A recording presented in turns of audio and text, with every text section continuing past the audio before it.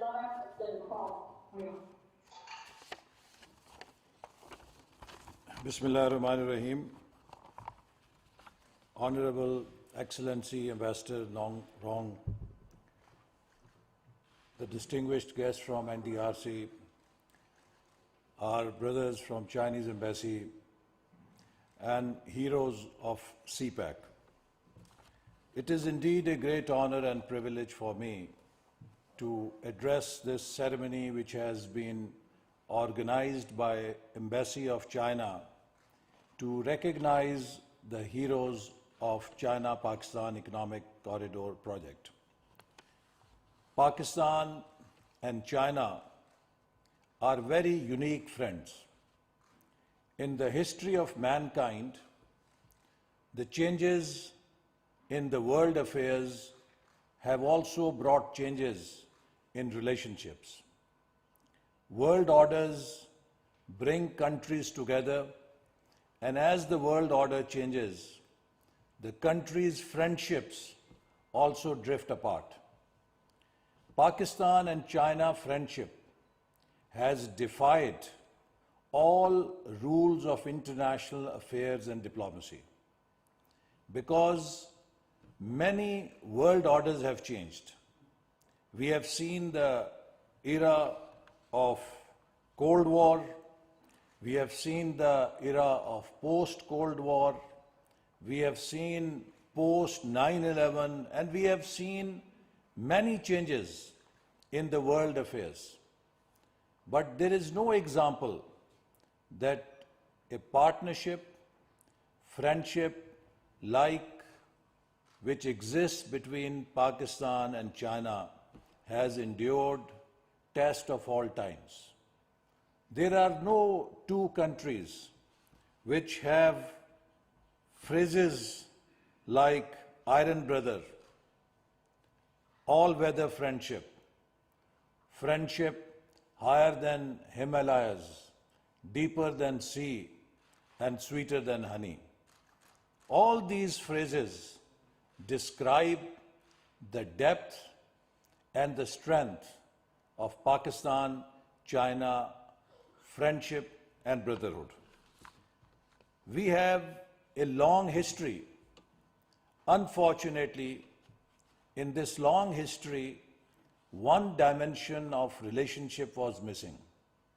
Pakistan and China were historically very close in political relations, in security cooperation, and in other fields except for economic cooperation. And this relationship was so weak that in 2013, when Prime Minister Nawaz Sharif visited China after assuming office, and the MOU was signed between China and Pakistan to start work on CPEC project. CPEC was only in papers, just an MOU. But the two countries and their leadership were so serious that on 5th of July, this MOU was signed in Beijing, and in the last week of August, the next month, Vice Chairman of NDRC was in Islamabad to hold first JCC meeting. And when I was preparing my notes, welcome notes for the inaugural session of first JCC meeting, I did some research and I was myself ashamed that foreign direct investment from China to Pakistan was somewhere 13th or 15th. Very low, almost negligible. Whereas China was making billions of dollars of investments overseas. But no government in Pakistan ever realized the opportunity of translating this friendship into economic partnership. With CPEC, we started a new journey. And within 3 years, China became the #1 foreign direct investor in Pakistan. So that was the change that CPEC brought between Pakistan and China relationship. When we started CPEC, it was through the first JCC that we laid out the broad contours, and in subsequent JCCs, we were able to approve various projects. And very soon, CPEC turned into a portfolio of $46 billion worth of projects, which President Xi was supposed to inaugurate in September 2014. But unfortunately, due to political events in Pakistan and the sit-in at that time, that visit got postponed. But in April 2015, President Xi visited Pakistan, and on that historic occasion, MOUs for more than $40 billion worth of projects were signed. The next day, Wall Street Journal, which is the most authoritative economic financial newspaper of the world, put its headline that China invests billions of dollars in Pakistan. That one news changed the perception of Pakistan in international community. Unfortunately, before 2013, due to the security situation in this region, international community looked at Pakistan as a safe haven for terrorist networks. But after President Xi's visit and signing of MOUs under CPEC, the same international community started to look at Pakistan as a safe haven for billions of dollars of Chinese investment. And that opened the door for many more billions to flow into Pakistan as foreign investment and domestic investment. CPEC started in 2015. Within a short period of 3 years, we were able to actualize $29 billion worth of projects out of that $46 billion understanding. This is a record that has never happened in this country before. As a result of CPEC, Pakistan was able to address its most pressing challenge of that time, which is power shortage of 16 to 18 hours. We were able to install more than 5,000 megawatts of energy projects within 3 to 4 years.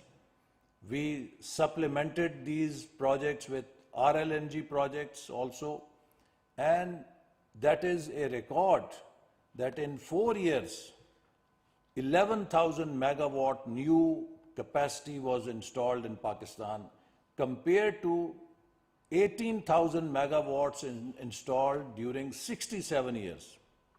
So there was a new speed of development that Pakistan saw for the first time in partnership with China. Not only we developed energy projects, these projects were in all areas of energy generation.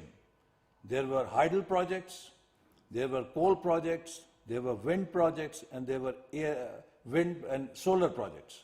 So renewable energy, hydel energy, coal energy, it diversified Pakistan's energy portfolio.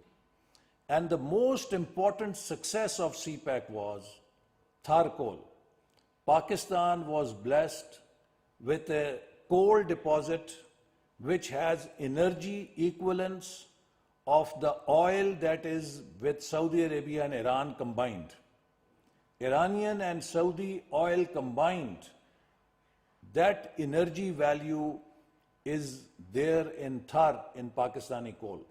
But for 70 years, we could not use it as a productive asset because Pakistan neither had technology nor we had access to financing because it required very heavy investment.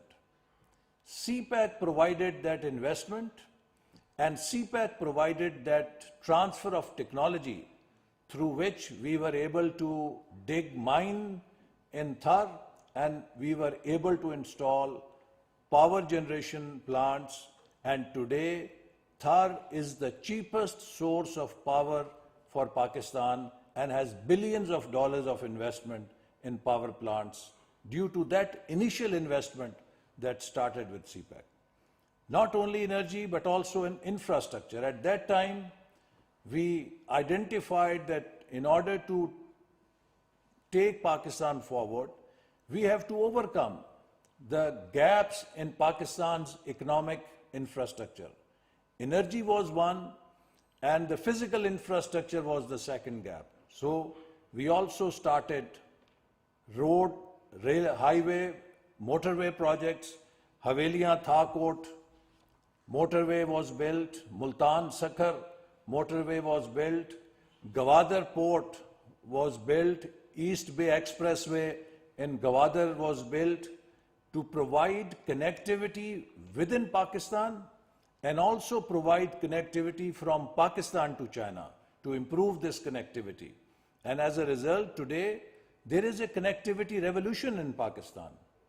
While we constructed Multan to Sakhar motorway with CPEC help, the government of Pakistan constructed Lahore-Multan motorway and Karachi-Hyderabad motorway through its own resources. As a result, we have Karachi to Peshawar, almost complete motorway route that is the backbone of Pakistan's logistics. And very recently, Prime Minister has also performed groundbreaking of Sakhar and Hyderabad section of motorway that will complete this vision of Prime Minister Nawaz Sharif, which he started in 1991. Unfortunately, due to political instability in the country, this project that should have been completed in 2000, we are going to complete it in 2025. And that is, ladies and gentlemen, one lesson we have to learn from China. In order to ensure economic development, we must first ensure political stability, continuity of policies, and social solidarity. Because economic development does not take place in atmosphere of conflict, in atmosphere of polarization, and in conflicts of societies. It requires peace, it requires harmony, it requires dedication. Just as we have seen in CPEC, everyone thought that CPEC is an impossible mission. But people like you, heroes like you on ground made it possible. How did you make it possible? You worked with dedication, you worked hard, and you worked as a team. There was a team spirit between Pakistani and Chinese engineers, managers, and workers. They all gelled together as a team. They had a mission to complete the project in the stipulated time. And with that goal, they worked hard and with dedication, and they completed every project in time and some projects ahead of time.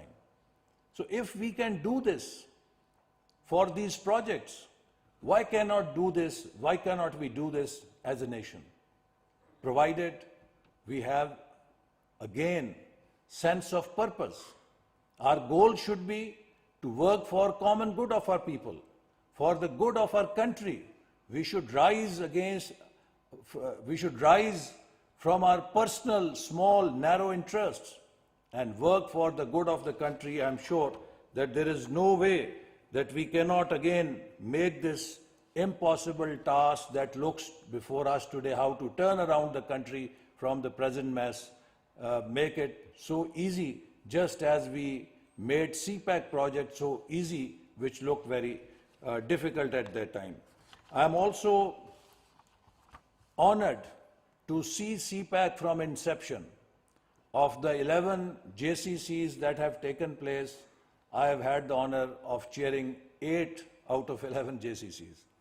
So, through very close observation of the Chinese leadership, I can very confidently say that the purpose of CPEC is not to advance China's business interests.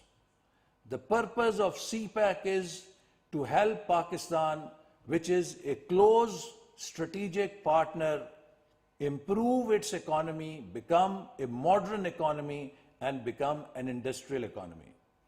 Every time we met Chinese leadership, they impressed upon us that you should take full advantage of this opportunity. We are helping you not to have any share of your market. We have much bigger markets elsewhere to do our business. We are engaging with you to bring your economy from agricultural structure into an industrial structure. We want you to do a structural reform of your economy and become a modern and an advanced economy. And that is why the real intent of CPEC was, after providing infrastructure, to engage in industrial cooperation. We identified 9 economic zones. Unfortunately, in last 4 years, none of the 4 economic zones could be completed. The world does not wait. The private sector, the business sector does not wait, because in today's world, everyone is chasing the global funds. It's Vietnam, it's Cambodia, it's Laos, it's Bangladesh, it's Ethiopia, it's every country. They are going after investors that you should come to our country. But if we will delay our projects, the investors will go away. In 2017-18, my own estimate was the kind of momentum that CPEC had built, that in next 5 to 7 years, we could see $30 to $40 billion of private investment in Pakistan in the special economic zones. But we abandoned that path. No one can be blamed except we have to blame ourselves, that there was a great opportunity before us and we moved away from that opportunity. But now, I think we are reviving that spirit. In the visit of Prime Minister Shehbaz Sharif to Beijing, we were very honored that President Xi provided this distinction to Pakistan's Prime Minister to be the first head of government to greet him and to meet him after his election for the 3rd term. And it was a very good meeting in which both countries again expressed their resolve to build the momentum that CPEC deserves and expand cooperation in all other sectors which are still remaining to be developed. And also there was consensus to start ML1 project as early as possible, which is the backbone of Pakistan's railway, Karachi to Peshawar main line, as well as the KCR project, which is Karachi Circular Railway. It was agreed in the joint statement that both sides will speed up work on these important projects. Similarly, we have a historic long-term plan of CPEC, which was approved in 2017. And this long-term plan outlines all sectors of cooperation, including agriculture, science and technology, information technology, poverty alleviation, and all areas, urban development, where Pakistan can benefit from China. So I think this is an opportunity of the century for Pakistan. It is truly, when we used to say game changer, it literally means a game changer for Pakistan. And we hope that now we should be able to overcome the time that we have lost, and we will, inshallah, turn this CPEC into a successful project like before. I would here like to, before I finish, appreciate the role of all of the heroes of CPEC. It is men and women like you who make great success possible.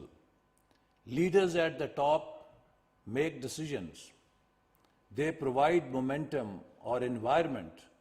But on ground, it is heroes like you who work day in and day out to make these projects successful.